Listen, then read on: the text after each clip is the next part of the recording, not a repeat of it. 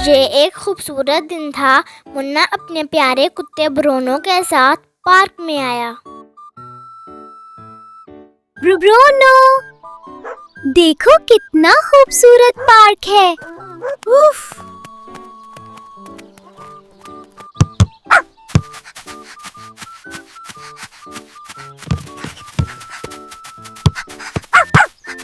ओ नहीं,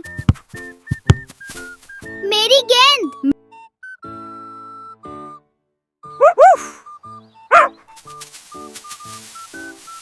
शाबाश ब्रूनो, तुम बहुत अच्छे हो।